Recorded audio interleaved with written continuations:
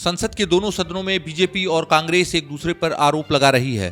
पहले कांग्रेस अडानी पर लगे रिश्वतखोरी के आरोपों पर चर्चा करना चाहती थी, जिसका कटाक्ष भाजपा ने खोजते हुए जॉर्ज सोरोस का संबंध सोनिया गांधी, कांग्रेस और राहुल गांधी की भारत जोड़ो यात्रा से कर दी है। इसको पब्लिक ऐसे समझ रही है दोस्तों कि कहीं न कहीं अडानी के रिलेशंस बीजेपी लीडर से हैं और जॉर्ज सोरोस के रिलेशन कांग्रेस से हैं। इसलिए दोनों एक दूसरे पर चर्चा करने की बजाय इस मुद्दे को टाल ही नहीं रहे हैं, बल्कि पूरे देश और दुनिया के सामने इंडिया का मजाक बना रहे हैं।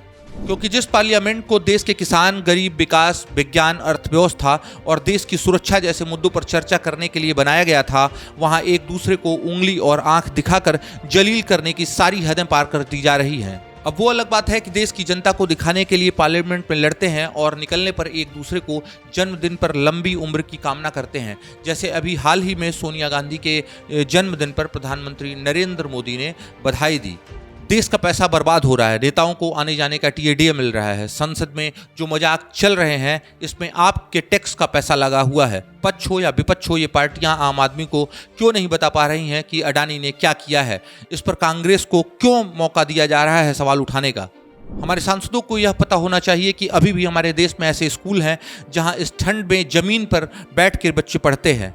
रिपोर्ट के अनुसार अडानी ग्रीन एनर्जी को कॉन्ट्रैक्ट दिलाने और भारत में सबसे बड़ा सोलर एनर्जी प्लांट लगाने के लिए भारतीय सरकारी अधिकारियों को करीब $265 मिलियन की रिश्वत देने पर सहमति जताई थी। इस मामले में गौतम अडानी के साथ उनके भतीजे सागर अडानी, अमेरिकी इन्वेस्टर विनीत जैन, एंजोर पावर के सीईओ रहे रंजीत गुप्ता और कंपनी के सलाहकार रूपेश अग्रवाल के साथ 7 लोगों को जांच के घेरे में शामिल ही नहीं किया गया, बल्कि गौतम अडानी और उनके भतीजे के खिलाफ वारंट भी जारी कर दिए गए हैं। अमेरिकी प्रोसिक्यूटर्स की ओर से दावा किया गया है कि रिश्वत देने का पूरा दौर करीब 4 साल तक चला, 2020 से 2024 तक।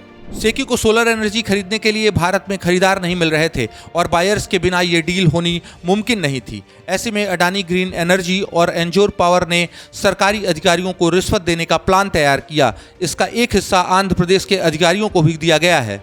इस पूरे मामले में अपने नामों को छुपाने के लिए बकायदा कोड यूज किया गया था। जैसे गौतम अडानी का कोड नेम न्यूमेरो योनो या द बिग मैन रखा गया था। न्यूयॉर्क टाइम्स की रिपोर्ट के अनुसार अडानी ग्रीन एनर्जी ने झूठे बयानों से गुमराह करने की कोशिश की और अरबों डॉलर्स के इस खेल को जीतने के लिए गौतम अडानी ने इस मामले में कथित तौर पर पर्सनली सरकारी ऑफिसर से मुलाकात की थी।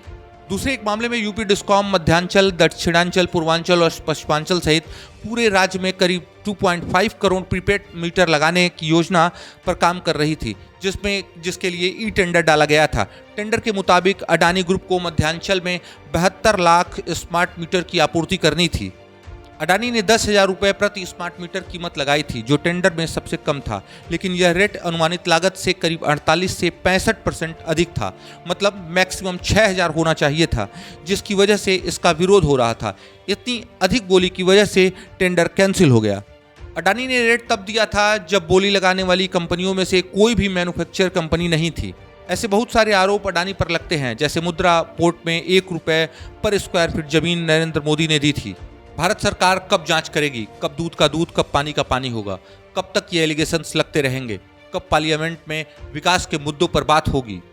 हमारे सांसदों को ये पता होना चाहिए कि अभी भी हमारे देश में ऐसे स्कूल हैं जहां इस ठंड में जमीन पर बैठकर बच्चे पढ़ते हैं। संसद में हो रहे हंगामे पर आप अपनी क्या राय रखते हैं? कमेंट बॉक्स में जरूर लिखें।